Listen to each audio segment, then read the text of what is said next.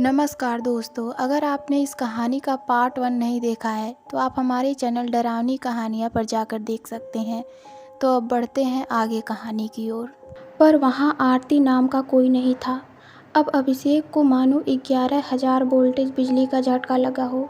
उसके बाद अभिषेक ने वहाँ सभी लोगों को फ़ोटो दिखाया जो आरती की व्हाट्सएप डीपी पे थी। लेकिन कॉल सेंटर में जॉब करने वाले कोई भी कर्मचारी उस लड़की को नहीं पहचानते थे।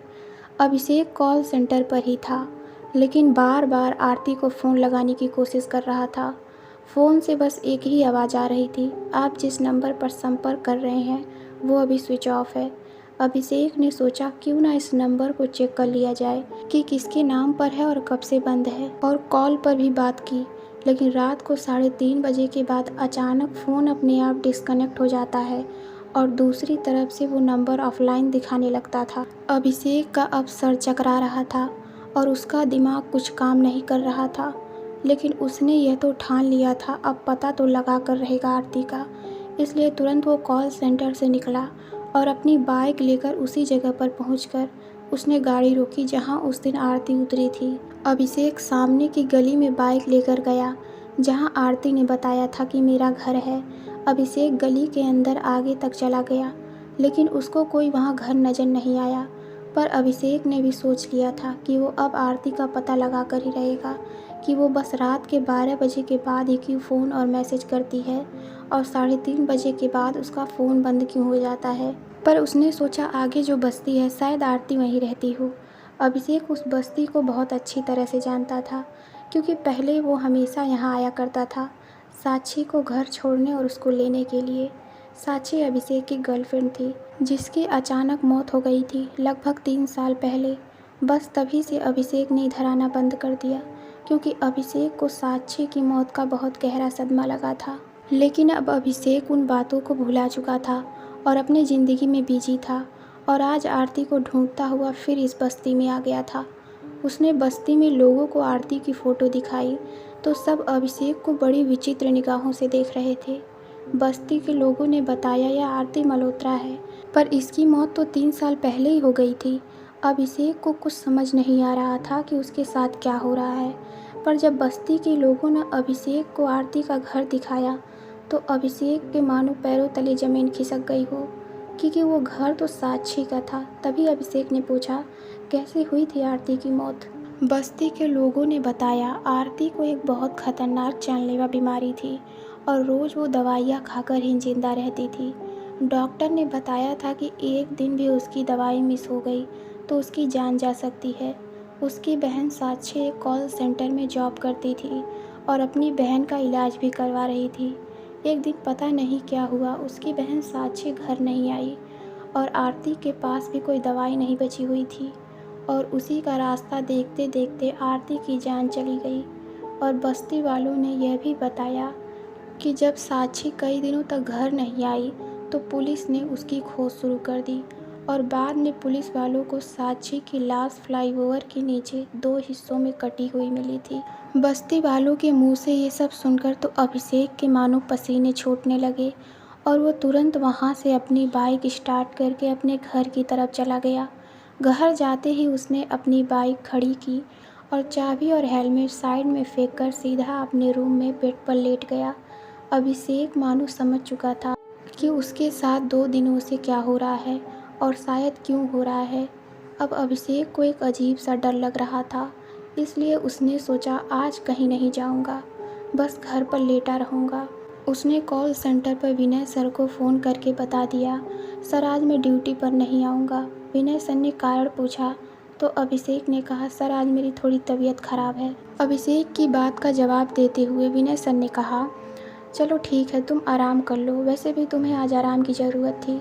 इतना कहकर विनय सर ने फ़ोन काट दिया और अभिषेक ने सोच लिया आज कंबल ओढ़कर सो जाऊंगा। उसके बाद अभिषेक सो गया और जब अभिषेक की आंख खुली तो रात के लगभग 8 बज रहे थे। अभिषेक बिस्तर से उठा और सोचा बाहर जाकर कुछ खा लेता हूँ, क्योंकि भूख भी लग रही थी। उसने कमरे का दरवाज़ा खोला, बाहर अंधेरा हो चुका था। अभिषेक थोड़ा बाहर गया कि उसको पता नहीं क्या हुआ कि फिर वापस रूम में ही आ गया। अभिषेक को शायद बाहर जाने से डर लग रहा था। आज जब से अभिषेक उस बस्ती से लौटा था, तब से एक अभिषेक को अजीब सा डर लग रहा था। अभिषेक ने सोच लिया था अब ऑनलाइन खाना ही मंगवाएंगे। उसके बाद अभिषेक ने ऑनलाइन ऑर्डर करके खाना मंगवाया और खाकर फिर जाकर कंबल ओढ़कर सो गया। लेकिन आधी रात में अभिषेक की आँख फ़ोन की घंटी बजने पर खुली। अभिषेक ने अपना सर कंबल से बाहर निकाला। सामने लगी घड़ी पर नज़र पड़ी तो रात के ठीक 12 बज रहे थे। अभिषेक टेबल पर रखा हुआ फ़ोन उठाया तो उसकी धड़कनें मानो रुक गई हों और उसे ऐसा लग रहा था उसके बदन में हज़ारों चींटियां एक साथ काट रही हैं, क्योंकि फ़ोन की स्क्रीन पर साफ साफ आरती का नाम लिखा हुआ था। पर अभिषेक ने फ़ोन रिसीव नहीं किया और फ़ोन लगातार बज रहा था। अभिषेक की हालत अब बिल्ली से डरे दुबके खरगोश की तरह हो चुकी थी और थोड़ी देर में उसी फ़ोन पर एक के बाद एक लगातार मैसेज आने लगे। अभिषेक ने फ़ोन को टेबल से उठाया भी नहीं, वो बस ऊपर व्हाट्सएप मैसेज नोटिफिकेशन में ही देख रहा था। उसमें लिखा था, अभिषेक अब तो जान ही गए हो कि मैं कौन हूँ। अभिषेक ने इतना ही पढ़ा था कि उसकी हालत बहुत ज़्यादा ख़राब हो गई थी। उसने फ़ोन तुरंत उठाया और स्विच ऑफ करके टेबल के पास फेंक दिया और खुद एक छोटे बच्चे की तरह बेड के नीचे जाकर दुबक गया। लेकिन थोड़ी देर में ही वो फ़ोन जो उसने स्विच ऑफ करके फेंक दिया था वो फिर से बजने लगा। अभिषेक यही सोच रहा था, फ़ोन तो स्विच ऑफ कर दिया है, तब कैसे बज रहा है। उसने फ़ोन उठाकर देखना चाहा तो दूसरी तरफ से आवाज़ आने लगी, अभिषेक मरना तो आज तुमको पड़ेगा। तुमने जो हमारे साथ किया उसकी सज़ा तो तुम्हें आज मिलकर रहेगी। अभिषेक ने इतना सुना और वो रोने लगा और बिलखते हुए और गिड़गिड़ाते हुए कह रहा था, माफ़ कर दो मुझे माफ़ कर दो, मुझसे गलती हो गई थी।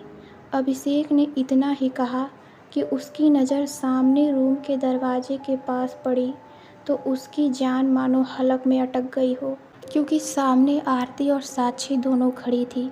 अभिषेक रोते हुए ज़मीन पर गिर गया और बस एक ही बात कह रहा था, मुझे माफ़ कर दो, मुझसे गलती हो गई। साक्षी, मैंने तुम्हें जानबूझकर नहीं मारा था। और सामने खड़ी साक्षी और आरती दोनों अभिषेक के पास आ गईं। अब अभिषेक की हालत तो पहले से ही ख़राब थी, इसलिए उसके मुंह से कुछ भी साफ साफ नहीं निकल रहा था। साक्षी ने अपनी बड़ी डरावनी और ख़तरनाक आवाज़ में कहा, तुझे माफ़ कर दूँ, तुझ पर मैंने इतना भरोसा किया, लेकिन तूने क्या किया। तूने उस दिन मेरे साथ साथ मेरी बहन की भी जान ले ली। तू दो ज़िंदगी ख़त्म करने के बाद अब माफ़ी मांग रहा है। तूने उस दिन मुझे माफ़ किया था जब मैं तुझसे रो रो कर अपनी जान की भीख मांग रही थी, तड़प तड़प कर मर रही थी। और अब तू किस मुँह से माफ़ी मांग रहा है। और बाद में मेरी 2 हिस्सों में कटी हुई लाश फ्लाईओवर के नीचे फेंक दी थी। आज तुझे सारा हिसाब देना होगा। इतना कहा था साक्षी ने और तुरंत उसको हवा में ही पंखे पर टांग दिया और पंखा फुल स्पीड में चला दिया। अभिषेक के चीखने चिल्लाने की आवाज़ पूरे कमरे में गूंजती रही और थोड़ी देर बाद अभिषेक के शरीर के कई टुकड़े होकर पूरे रूम में बिखर गए थे। 3 साल पहले अभिषेक ने आरती की बहन साक्षी के साथ जो किया, वो मरने के बाद साक्षी और आरती ने अभिषेक के साथ करके अपना बदला पूरा कर लिया।